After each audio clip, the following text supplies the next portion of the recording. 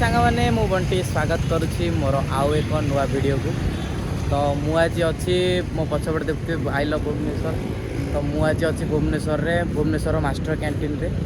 तो आज हूँ माने आम संघ आम जो निखिल ओडिशा विद्युत महासंघ यहाँ आज आम मैंने डकरा दे स्ट्राइक पे। तो कौन पे स्ट्राइक है कि आमर ठिका श्रमिक जीक मो भाई मैंने तो ताको भितरू माने आम भितर माने ता भितर खर्च काट ना रे पिला को बाहर करा जायछि। तो कौ सेक्शन रु 4टा कौ रु 3टा माने एई भले पिला को माने सब बाहर करा जायछि। माने रिजिन पचाला बेलू रिजिनटा कौन ना खर्च काट।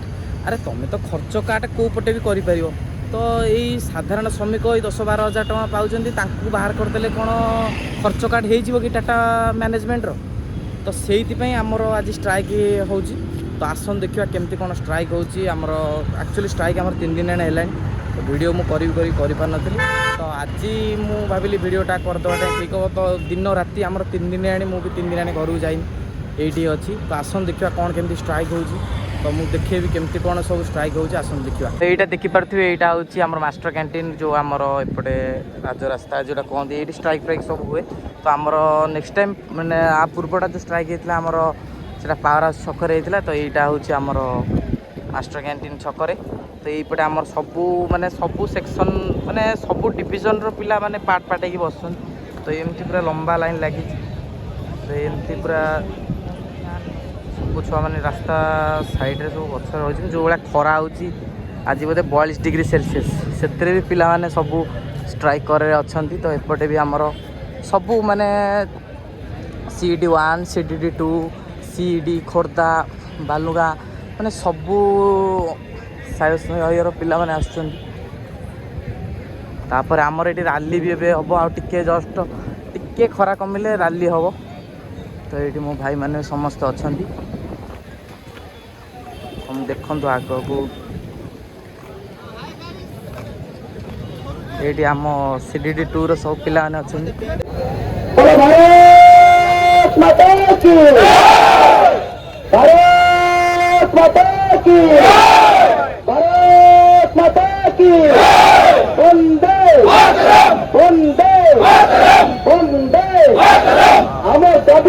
दाबी अपराध सरकार मानि नियो और आम दाबी नाच दाबी अपराध मंत्री मानि नियो आम दाबी नाच दाबी अपराध सरकार मानि नियो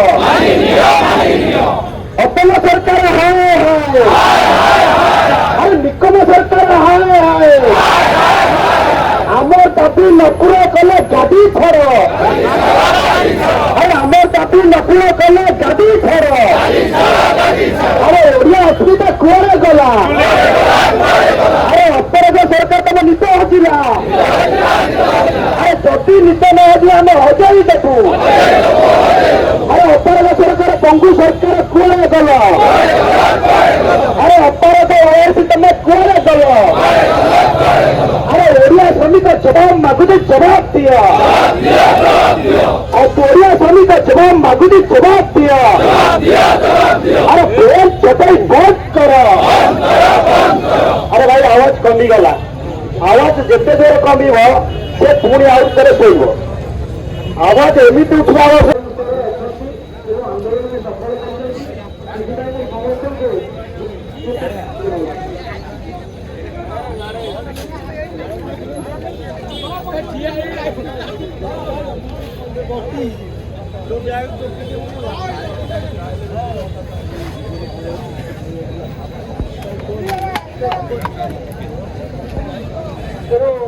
भाई देखो काली सदाय कहते एटीएस लॉन्च कथा आपण मैंने चिंता करते ये जो टाटा ब्रिटिश भाया ओडिशा को आसी बेपार करने को तार प्रमुख भूमिका अच्छी।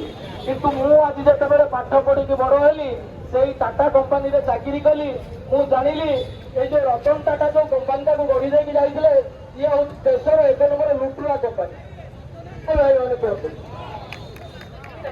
जेत कंपानी आप जो कंपानी सीओ को देखिए जो कंपानी एमडी को देखिए आज जब से शीर्ष अच्छा केवल देश को लुटी लुटी श्रमिकों को लुटी लुटी ଶ୍ରମିକଙ୍କ ରକ୍ତ ଶୋଷି ଶୋଷି ସେମାନେ ଆଜି ଶିକାର ଦେଇଛନ୍ତି। କିନ୍ତୁ ରତନ ଟାଟା ସ୍ୱର୍ଗବାସୀ ହେଇଗଲେଣି। ମୁଁ କହିବାକୁ ଚାହୁଁଛି ବର୍ତ୍ତମାନ ଟାଟାରେ ଯୋଉମାନେ ଟାଟା କମ୍ପାନୀ କିମ୍ବା ଟାଟା ସେଲ୍କୁ ଚଳାଉଛନ୍ତି ସେମାନେ ଏବେଠୁ ସୁଧୁରି ଯାଆନ୍ତୁ। ଏଇ ଶ୍ରମିକଙ୍କୁ ଲୁଟି ଶ୍ରମିକଙ୍କ ରକ୍ତରେ ହୋଲି ଖେଳି ତମେ ଯଦି ନିଜକୁ ବାହାସ୍ପଟ ନେବାକୁ ଚାହୁଁଛ ସେଇଟା ବେଶୀ ଦିନ ଚଳିବ। କାହିଁକି ନା ସତ୍ୟର ଜୟ ନିଶ୍ଚୟ ଦିନେ ହବ। ଅଧର୍ମ ବିତ ବଢେ ବହୁତ ଗଲାବେଳେ ଯାଏ ମୂଳେ ସହିତ। ଯେମିତି ଅନେକ ବିଦେଶୀ ଯାଇଛନ୍ତି ତମେ ବି ଏଇଠୁ ବିଦା ହେଇଦିଅ, ସେ ସମୟ ବେଶୀ ଦିନ ଲାଗିବନି। ଖାଲି ଯେ ଏଇ ଠିକା କର୍ମଚାରୀ ନୁହଁ, ଓଡ଼ିଶାର ସାଧାରଣ ଜନତାକୁ ଆମେ ଆୱାରନେସ୍ ଦେବୁ ଯେ ପ୍ରତି ଘରେ ଘରେ ଟାଟା ବିରୋଧରେ ସ୍ୱର ଉଠିବ। ତେଣୁ ଯେତେବେଳେ ପ୍ରତି ଓଡ଼ିଆ ଉଠିବେ ସେତେବେଳେ ଟାଟା ତମେ କୁଆଡ଼େ ଯିବ ତମ ନିଜ ବାଟ ବି ତମେ ନିଜେ ଜାଣିପାରିବ। କୋଉ ରତନ ଟାଟା ଏଠି କେହି ତଳେ ପଡ଼ିବେ। ତେଣୁ ସମୟ ଥାଉ ଥାଉ ଟାଟା କମ୍ପାନୀର ସିଏଓଙ୍କୁ ମୋର ନିବେଦନ ସେ ସୁଧୁରି ଯାଆନ୍ତୁ, ସମସ୍ୟାକୁ ସମାଧାନ କରନ୍ତୁ। ଓଡ଼ିଶା ମାଟିକି ବେପାର କରିବାକୁ ଆସିଛ, ବେପାର କର, ଆମେ ତମର କର୍ମଚାରୀ ହିସାବରେ ତମକୁ ସହଯୋଗ କରିବୁ। ତମେ ଯଦି ଆମ ପେଟରେ ଲାତ ମାରିବ ନା ଆମେ କାହାରି ନୁହଁ, ଆମେ ଶ୍ରମିକ। ଏ ହାତରେ ଛେଳି ନିୟମ ଧରିଛୁ ମାନେ ଦେଶ ଗଢ଼ିବାରେ ଭୂମିକା ଆମ ଅଛି। ଶ୍ରମିକ ନଥିଲେ ଦେଶ ଏତେ ଆଗକୁ ଯାଇପାରିବନି, ସେ ଯେକୌଣସି କ୍ଷେତ୍ରରେ ହଉ। ଆପଣ ନିର୍ମାଣ କ୍ଷେତ୍ରରୁ ଆରମ୍ଭ କରି କଳକତିକା ପର୍ଯ୍ୟନ୍ତ ଯୋଉଠି ଦେଖିବେ ଦେଶ ଗଢ଼ିବାରେ ପ୍ରଥମ ଭୂମିକା ହେଉଛି ଶ୍ରମିକ ମାନଙ୍କର। ଶ୍ରମିକଙ୍କ ପେଟରେ ଯିଏ ଲାତ ଦିଏ ସେ କମ୍ପାନୀ ବେଶୀ ଦିନ ରୁହେ। ଏମିତି ଅଧିପ୍ରଶାସନ ଭାଇମାନଙ୍କୁ ଧନ୍ୟବାଦ ଦେବି, କାରଣ ସେମାନେ ଆପଣଙ୍କୁ ସୁରକ୍ଷା ଦେଉଛନ୍ତି ଆମମାନଙ୍କର ଶାନ୍ତିପୂର୍ଣ୍ଣ ଆନ୍ଦୋଳନ ପାଇଁ। ତେଣୁ କିଛି ଭାଇମାନେ ଗୋଳମାଳ ଟିକେ ଟିକେ କରୁଛନ୍ତି, ଦୟାକରି ସେଥିରୁ ଟିକେ ବିରତି ରୁହନ୍ତୁ। କାରଣ ସେମାନେ ଚାହୁଁଛନ୍ତି ଆମକୁ ଏଠି ବସେଇ ଦେବା ପାଇଁ ନୁହେଁ, ସେମାନେ ଆମକୁ ବସେଇ ଦେବେ ନାହିଁ। କାରଣ ଏସମା ମଧ୍ୟ ଲାଗିଛି, କିନ୍ତୁ ଭୟ ଅଛି। କାହାକୁ ଯାଇଛନ୍ତି ଆପଣ ଯାହାର ଝଣ୍ଡା ଧରିଛନ୍ତି ଭାରତୀୟ ମଜଦୁର ସଂଘର। ଭାରତୀୟ ମଜଦୁର ସଂଘ ଛୋଟିଆ ସଂଗଠନ ନୁହେଁ, ଆଜି ଭାରତ ବର୍ଷ ନୁହେଁ, ସମଗ୍ର ବିଶ୍ୱର 12ଟି ମହାଦେଶରେ ଆବିଷ୍କାର କଲାଣି। ତେଣୁ ଆପଣମାନେ ବୁଝୁଥିବେ କାହାର ଛତ୍ର ଛାୟାରେ ଆପଣମାନେ ଅଛନ୍ତି। ନିଶ୍ଚିନ୍ତ ଭାବରେ ଆମେ ବିଜୟ ନେଇକରି ଯିବା। ବୋଧେ 3 ଥର ଡକ୍ଟର ଆସିଲାଣି। ଅପରାଧ ଶ୍ରମ ସଚିବ, ଅପରାଧ ଶ୍ରମ ମନ୍ତ୍ରୀ ଡାକିଲେ ଆସ। ଭାଇ କହିଲେ ଆମେ ତମ ପାଖକୁ ଯିବୁ ନାହିଁ, ଯଦି ଆସିବ ପ୍ରତ୍ୟେକ ଜିଲ୍ଲାରୁ ଯୋଉ ଆମର କଣ୍ଟ୍ରାକ୍ଟର ୱାର୍କର ଯୋଉମାନେ ଭାବରେ କାମ କରୁଛନ୍ତି ସମସ୍ତେ କହିଛନ୍ତି ଯେ ଅନ୍ୟାୟ ଛଟେଇ ବିରୁଦ୍ଧରେ। ଆଜି ସରକାର କହୁଛନ୍ତି ଆମେ ବିଭିନ୍ନ ଯୋଜନା ତିଆରି କରୁଛୁ, ବିଭିନ୍ନ ଶ୍ରମିକ କଲ୍ୟାଣ ଯୋଜନା ଆସୁଛି ଏବଂ ଲୋକଙ୍କର କଲ୍ୟାଣ ପାଇଁ ବିଭିନ୍ନ ଯୋଜନା ତିଆରି କରୁଛୁ। କିନ୍ତୁ ଆଜି ଦୁଃଖର ବିଷୟ 4 ଦିନ ହେଇଗଲା ଏଠି ରାଜରାସ୍ତାରେ ଶ୍ରମିକ ତାର ଝାଳ ବୋହିକିରି ଶ୍ରମ କରେ ଏବଂ ଲୋକଙ୍କୁ ଯୋଉ ପ୍ରୋଭାଇଡର ହିସାବରେ ଯୋଉ କମ୍ପାନୀ ଏମାନଙ୍କୁ ଏନଗେଜ କରୁଛି ସେମାନେ ଦିନ ନାହିଁ ରାତି ନାହିଁ ପରିଶ୍ରମ କରନ୍ତି। ସେମାନେ ଆଜି ରାଜରାସ୍ତାରେ ପଡ଼ିଛନ୍ତି। ତାଙ୍କର ନ୍ୟାୟ ସହିଛ ତାହେଲେ ସେଥିପାଇଁ ଆମେ ଦାୟୀ ନୁହେଁ। ଶ୍ରମିକ ତାର ଉଚିତ ଜବାବ ଦେବ। ଆମେ ଏଠି ମନସ୍ଥ କରିକି ଆସୁଛେ ଆନ୍ଦୋଳନକୁ ଆହୁରି ଲମ୍ବା ସମୟ ଚଲେଇ ରଖିବୁ ବୋଲି। ତମେ ଭାବନି ଯେ ଭାରତୀୟ ମଜଦୁର ସଂଘ ପଛଘୁଞ୍ଚା ଦେଇକିରି ପଛକୁ ଫେରିବ। ଆମର ନ୍ୟାଯ୍ୟ ଦାବି ଯେପର୍ଯ୍ୟନ୍ତ ସାବ୍ୟସ୍ତ ନ ହେଇଛି ଏ ରାଜରାସ୍ତା ଆମେ ଉଠେଇବୁନି, ଏ ପର୍ଣ୍ଣ କରିକିରି ଆମେ ଆସିଛୁ। ତେଣୁ ମୁଁ ଆଶା କରିବି ଆମର ବାହାରେ ଯୋଉମାନେ ଶ୍ରମିକ ଭାଇମାନେ ଅଛନ୍ତି ଅଧିକାରୁ ଅଧିକା ସଂଖ୍ୟାରେ ଆଜି ମଧ୍ୟ କିଛି ଫେଡେରେସନର ଭାଇମାନେ ଆସିଥିଲେ ଆମକୁ ସମର୍ଥନ ଜଣାଇବା ପାଇଁ। ଏ ଭାରତୀୟ ମଜଦୁର ସଂଘ ସବୁ ଜିଲ୍ଲାରୁ ମଧ୍ୟ ସମର୍ଥନ ଆସିଛି। ଅନ୍ୟାନ୍ୟ ସଂଗଠନ ମଧ୍ୟ ସମର୍ଥନ କରୁଛନ୍ତି ଅନ୍ୟାୟ ଛଟେଇ ବିରୁଦ୍ଧରେ। ଆମେ ଆନ୍ଦୋଳନକୁ ଆଗକୁ ଜାରି ରଖିବା।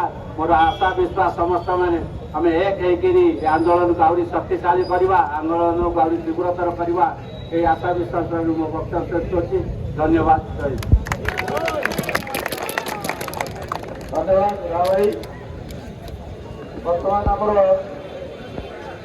ପୁରୀର ବସନ୍ତ ଭାଇଙ୍କୁ ଅନୁରୋଧ କରିବି ସେ ତାଙ୍କର ବକ୍ତବ୍ୟ ରଖିବେ।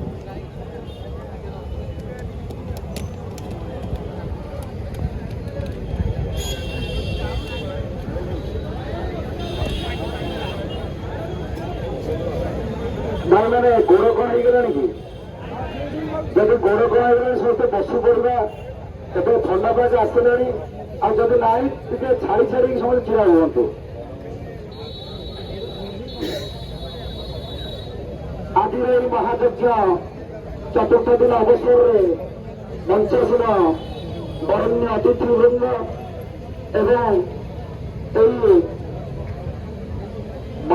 ମହାସମରକୁ ନିଜେ ଚଳଉଥିବା ସାରଥୀ ପ୍ରିୟ ସତ୍ୟ ଭାଇ ଏବଂ ଏହି ଯୁଦ୍ଧକୁ ବିଜୟ ପାଇଁ ଆସିଥିବା ସମସ୍ତ ଯୋଦ୍ଧାମାନଙ୍କୁ ମୋର ଅଭିନନ୍ଦନ ଏବଂ ନମସ୍କାର। ବନ୍ଧୁଗଣ, ଆଜି ପ୍ରଥମେ ଆମେ ନାରା ଦେବା, ତାପରେ ଆମର ଅଭିଭାଷଣ ଆମେ ଆରମ୍ଭ କରିବା।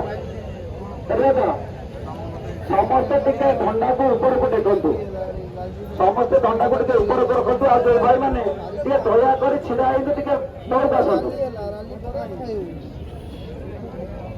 ବୋलो ଭାରତ ମାତା କି। କେତେ 42°C ତାପମାତ୍ରାରେ ଏ ବିଦ୍ୟୁତ କର୍ମଚାରୀ ବାଲା ଆସିବେ, ଗୋଟେ ଦିନେ ଦି ଦିନ ଆନ୍ଦୋଳନ କରି ଉଠି ପଳେଇବେ। ସରକାର ଭାବିବା ଭୁଲ। ଯେଉଁମାନେ ଆଲୋକ ଦେଇପାରନ୍ତି ଏବଂ ଯାହା ବିନା ଆପଣମାନଙ୍କ ଘରେ ଫ୍ୟାନ ବୁଲିବ ନାହିଁ, ଆପଣଙ୍କ ଘରେ ଏସି ଲାଗିପାରିବ ନାହିଁ, ଆପଣ କେମିତି ଭାବୁଛନ୍ତି 42°V ଆପଣଙ୍କୁ ସେ ଛାଡ଼ି ପଳେଇବେ? ତାଠାରୁ ଅଧିକ ଭୋଲ୍ଟ ଆପଣଙ୍କୁ ଦେଇ ଏ ଗାଦିରୁ ଚଢ଼ିବା ଚୋରିଟାକୁ କରିବା। ତେଣୁ ଆପଣଙ୍କୁ ଏବେଠାରୁ ସତର୍କ କରାଯାଉଛି, ଯଦି ଆପଣ ଦୟା ପରବଶ ହୋଇ ଏ ଟିକା କର୍ମଚାରୀଙ୍କର ଉଚିତ ଜବାବକୁ ଏବଂ ଉଚିତ ଅଧିକାରକୁ ନ ଦିଅନ୍ତି, ନିଶ୍ଚିତ ଭାବରେ ଆଗକୁ ଆସ୍ପାର ଲଢ଼େଇ ହେବ। ଅନେକ ସଂଗଠନ ଏବେଠାରୁ ଆମ୍ଭମାନଙ୍କୁ ସମର୍ଥନ କରିବା ଆରମ୍ଭ କଲେଣି। ଆଜି ଯେଉଁ ସଂଗଠନ ଆମକୁ ସମର୍ଥନ କରି ଆମ ପାଖରେ ବସିଛି, ତାଙ୍କୁ ମଧ୍ୟ ମୁଁ ଅଭିନନ୍ଦନ ଜ୍ଞାପନ କରୁଛି। ଗତକାଲି ଆମମାନଙ୍କୁ ସମର୍ଥନ ଦେବା ପାଇଁ ଆମକୁ ଯେଉଁମାନେ ପରିଚାଳନା କରାଉଥିଲେ, ଫିଲ୍ଡରେ କାମ କରାଉଥିଲେ, ଇଞ୍ଜିନିୟର ଆସୋସିଏସନ, ସେ ମଧ୍ୟ କାଲି ଆପଣମାନଙ୍କୁ ପୂର୍ଣ୍ଣ ସମର୍ଥନ ଦେଇ 2027ରେ ଏହି ଶ୍ରମିକମାନେ ଆପଣଙ୍କୁ ସତର୍କ କରିଦେବେ। 2029ରେ ଆପଣ ପରିଚାଳିତ ହେଇଯିବେ। ମୋର ଦିଲ୍ଲୀ ଭାଇ କହୁଥିଲେ, ବଳିଲେ ଗାଈ ଖାଇ ଖାଇ ଶୁଏ। ପ୍ରକୃତରେ ସତ କଥା, ଆମେ ପରିଶ୍ରମ ନା ପିଲା ସ୍ତ୍ରୀକି ଚାହୁଁଛି, କିନ୍ତୁ ଆମେମାନେ ଆମ ପିଲା ସ୍ତ୍ରୀକି ଚାହିଁବା ପାଇଁ ଏଠୁ ଚାଲି ଯାଉଛି। ଏଇଟା ବଡ ଦୁଃଖର କଥା ବନ୍ଧୁଗଣ। ତେଣୁ ଆପଣମାନେ ଏଇଭଳି ଯଦି ଧୈର୍ଯ୍ୟ ଧରିକି ଏଇ ସଂଖ୍ୟାରେ ରହିବେ, ନିଶ୍ଚିନ୍ତ ଭାବରେ ଆମ ଦାବି ଯଥାଶୀଘ୍ର ପୂରଣ ହବ। ଜଗନ୍ନାଥଙ୍କର ଗୋଟେ ପରୀକ୍ଷା ଚାଲିଛି। ବିପ୍ଳବ ଭାଇ ମୋର ସବୁବେଳେ କୁହନ୍ତି, କାରଣ ସେ ତାଙ୍କର ଗୁରୁ ହଉଛନ୍ତି ଚାରଣ ଦାସ, ଯିଏ ଆମର ପ୍ରବଚକ। ତେଣୁ ସେ ସବୁବେଳେ କହନ୍ତି, ଜଗନ୍ନାଥ ଏମିତି ଗୋଟିଏ ମାର ଦେବେ ଯାହାର ସ୍ପାଇନାଲ କର୍ଡ ଟୋଟାଲ ହଜିଯିବ। ତେଣୁ ଜଗନ୍ନାଥ ସବୁ ଦେଖୁଛନ୍ତି, ଆପଣମାନେ କିଭଳି ସଂଗ୍ରାମ କରିବାକୁ ଅଛନ୍ତି ଆଉ କିଭଳି ସଂଗ୍ରାମ କରିକିରି ଯିବେ। ଯଦି ସସାହସରେ ଏବଂ ସଂଗଠିତ ଭାବରେ ସମୟ ଦେଇ, ଶ୍ରମ ଦେଇ, ନିଜ ସ୍ୱାର୍ଥକୁ ବଳିଦାନ ଦେଇ, କିନ୍ତୁ ସରକାର ଯଦି ନିରବ ଦୃଷ୍ଟା ସାଜିବେ, ତେଣୁ ସ୍ୱାଭାବିକ ପେଟ ଭିତରେ ଯାହା ରହିବ ସେ ବାହାରିବ, ମନ ଭିତରେ ଯାହା ରହିବ ବାହାରିବ। ତେଣୁ କାହାକୁ ଭାବିଲା ସେ ଆମର କିଛି ଯାଏ ଆସେ ନାହିଁ, ତାର ପ୍ରାୟଶ୍ଚିତ କରନ୍ତୁ। ଏଇଠିକି ଆସି ଜବାବ ଦିଅନ୍ତୁ ଏବଂ ଇଏ ଯୋଉ ଠିକା ଶ୍ରମିକମାନଙ୍କୁ ଛଟେଇ କରିଛନ୍ତି ତାଙ୍କୁ ପୁନଃ ନିଯୁକ୍ତି ହେଲା ବୋଲି କୁହନ୍ତୁ। ତାପରେ ଯାଇ ଆମେ ଏଇଠି ଉଠିବୁ। ଯାହା ହଉ, ଯେହେତୁ ସମୟ ହେଲାଣି, ମୁଁ ବାରମ୍ବାର ବସନ୍ତାକୁ କହୁଥିଲି ଟିକେ ସାରନ୍ତୁ। ଆଜି ମଧ୍ୟ ଆମ କତିକି ମହାମଞ୍ଚର ନେତୃତ୍ୱ ଆସିଥିଲେ। ଆଜି ଆମର ଅଖିଳ ଭାରତୀୟ ବିଦ୍ୟୁତ ମଜଦୁର ମହାସଂଘ ଯେଉଁ ଅଛି ତା ତରଫରୁ ଗୋଟିଏ ପତ୍ର ମାନ୍ୟବର ମୁଖ୍ୟମନ୍ତ୍ରୀଙ୍କ ଉଦ୍ଦେଶ୍ୟରେ ଦିଆଯାଇଛି ଏବଂ ତା ଦେହରେ ଆମର ମହିଳା ଝିଅମାନଙ୍କୁ ରଖିବେ ତୁରନ୍ତ ତାଙ୍କୁ ଦାବି କରିଛନ୍ତି। ତା ସହିତ ସେ ପ୍ରଥମ ଥର କରି ଗୋଟାଏ ତାଙ୍କୁ ଧମକ ମଧ୍ୟ ଦେଇଛନ୍ତି ଯଦି ତାଙ୍କର ଦାବି ଆପଣମାନେ ନ ଶୁଣନ୍ତି ସାରା ଭାରତର ବିଦ୍ୟୁତ କର୍ମଚାରୀ ଯୋଉଠି ଯୋଉଠି ସଂଗଠନ ଅଛନ୍ତି ସେମାନେ ମଧ୍ୟ ଆନ୍ଦୋଳନକୁ ଓହ୍ଲାଇବେ। ସେ ପତ୍ର ମଧ୍ୟ ମୁଁ ଆପଣଙ୍କ ଗ୍ରୁପରେ ସେୟାର କରିଛି। ଦ୍ୱିତୀୟରେ ଆମର କାଲି ଡିପ୍ଲୋମା ଇଞ୍ଜିନିୟର ଆସୋସିଏସନ ଆଉ ଡିଗ୍ରୀ ଇଞ୍ଜିନିୟର ଆସୋସିଏସନ ଆସିଥିଲେ। ଡିପ୍ଲୋମା ଇଞ୍ଜିନିୟର ଆସୋସିଏସନ କାଲି ପତ୍ର ଦେଇଥିଲେ। ଆଜି ଆମର ଡିଗ୍ରୀ ଇଞ୍ଜିନିୟର ଆସୋସିଏସନ ମଧ୍ୟ ପତ୍ର ଦେଇଛନ୍ତି।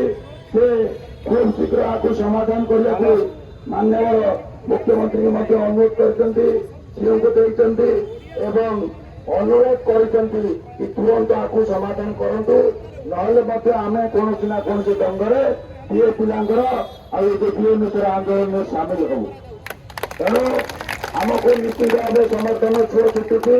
ଆଜି ମଧ୍ୟ ଦିନରେ ଅନ୍ୟ ଏକ ପ୍ରମୁଖ ସଂଗଠନ ସାଧାରଣ ସମ୍ପାଦକ ଫୋନ କରିଥିଲେ, କହିଲେ ନାଇଁ ଆମେ ଆପଣଙ୍କ ସହିତ ଅଛୁ ଏବଂ ସିଏ ମଧ୍ୟ ହୁଏତ ସନ୍ଧ୍ୟାବେଳେ ଆସିପାରନ୍ତି। ସରକାରଙ୍କ ତରଫରୁ ଭିତରେ କଣ ହଉଛି ଆମ ପାଖରେ ସୂଚନା ନାହିଁ, କିନ୍ତୁ ହଲଚଲ ହଉଛି। ଡାଟା ମାଗୁଛନ୍ତି ଯାହା ଆମେ ଦଉଛୁ, କିନ୍ତୁ ସେ ଯଦି ଭାବୁଥିବେ ଆମେ ଡିଲେ କରିବେ ମାନେ ଉଠି ପଳେଇବେ, ସମ୍ପୂର୍ଣ୍ଣ ଭୁଲ ଜିନିଷ। କାରଣ ମୁଁ ଆଗରୁ କହିଛି ଆମର ଆନ୍ଦୋଳନ ଦିନକୁ ଦିନ ଆହୁରି ତୀବ୍ରତର ହବ, ଅଭିନବ ଢଙ୍ଗରେ ହବ। ଆଜି ମୁଁ ଧନ୍ୟବାଦ ଦେବି, ଆମେ ସକାଳ 10ଟାରୁ ପୁରା କଣ୍ଟିନ୍ୟୁ ଗୋଟାଏ ଯାଏ ରାଲି ଚାଲିଲା। ଇଏ ଖରାରେ ଗୋଟାଏ ଡିଭିଜନ ଆପଣମାନେ ଏଠୁ ଯାଇ ସେପଟେ ବୁଲିକି ଆସିଲେ ଶାନ୍ତି ଶୃଙ୍ଖଳାରେ। ଆଜି ମଧ୍ୟ ଗୋଇନ୍ଦା ରିପୋର୍ଟ ଯାଇଛି। ମାନ୍ୟବର ମୁଖ୍ୟମନ୍ତ୍ରୀ ଯେହେତୁ ନିଜ ପାଖରେ ଗୃହ ବିଭାଗ ରଖିଛନ୍ତି ତାଙ୍କ ପ୍ରତି ଖବର ଯାଇଥିବ। ଇଏ ଦେହଟା ଖରାରେ ଯେତେବେଳେ ଏସି ବନ୍ଦ ହେଇଗଲେ ପଙ୍ଖା ଚାଲିଲେ ବି ରହିପାରୁନାହାନ୍ତି। ଯୋଉମାନେ ଲାଇନ ଯୋଗାଉଥିଲେ ସେମାନେ କୋଉଭଳି ଭାବେ ଏ ଖରାରେ ବସିଛନ୍ତି। ଯଦି ପ୍ରକୃତରେ ଯୋଉ ଅଫିସର ମାନେ ଅଛନ୍ତି, ଯୋଉମାନେ ଭୁଲ ତଥ୍ୟ ଦେଉଛନ୍ତି, ଯୋଉମାନେ ଡିଲେ କରୁଛନ୍ତି କି ଯୋଉ ନେତା ମନ୍ତ୍ରୀ ଅଛନ୍ତି ସେମାନେ ସମାଧାନ କରିବାକୁ ଇଚ୍ଛୁକ ନୁହନ୍ତି, ସେମାନଙ୍କୁ କାଲି ବସିବା ପାଇଁ କହିଥିଲୁ। ଆଜି କହୁଛୁ ସମୟ ଆସି 5ଟା 6ଟା ହେଲାଣି, 10 ମିନିଟ ଠିଆ ହେଇକି ଦେଖାନ୍ତୁ ରୋଡରେ, ଆମେ ଜାଣିବୁ ଆପଣ ଲୋକଙ୍କ ସରକାର। 10 ମିନିଟ ଖାଲି ପାଦରେ ଠିଆ ହେଇକି ଦେଖନ୍ତୁ। ତେଣୁ ପ୍ରକୃତରେ ଯୋଉ ବିଷୟ ଆମର ବସନ୍ତ ବାବୁ କହୁଥିଲେ ଟାଟା ବିରୋଧୀ ଆନ୍ଦୋଳନ, ଯଦି ସରକାର ଜାଣିଶୁଣି ସରକାର ବିରୋଧୀ କରିବାକୁ ଚାହୁଁଛନ୍ତି ତାହା ମଧ୍ୟ ତାଙ୍କର ଇଚ୍ଛା ଆମେ ପୂରଣ କରିବୁ। ଏବଂ ଲୋକଙ୍କ ସରକାର କହି ବୁଲୁଥିବା ସରକାର ଲୋକଙ୍କୁ ଯଦି ରାଜରାସ୍ତାରେ ବସାଇବାକୁ ଚାହୁଁଛନ୍ତି ଲୋକମାନେ ମଧ୍ୟ ତାହାର ଉଚିତ ଜବାବ ଦେବେ ଏବଂ ଭାରତୀୟ ମଜଦୁର ସଂଘ ମଧ୍ୟ ତାର ଉଚିତ ଜବାବ ଦେବ। ଆମେ ଏକା ସାଙ୍ଗରେ ସମସ୍ତେ ଗୋଟିଏ ଜୋରଦାର ନାରା ଦେବା, କହିଲେ ଭାରତ ମାତା କି ବନ୍ଦେ ବନ୍ଦେ ବନ୍ଦେ ବନ୍ଦେ। ଟିକାକୁ ଟକିବା ଚଳିବ ନାହିଁ, ପେନ୍ ଛଟେଇ ବନ୍ଦ କର, ପେନ୍ ଛଟେଇ ବନ୍ଦ କର। টাটা পাওয়ার গো ব্যাগ, টাটা পাওয়ার গো ব্যাগ। বলো ভারত মাতা কে বন্দে বন্দে।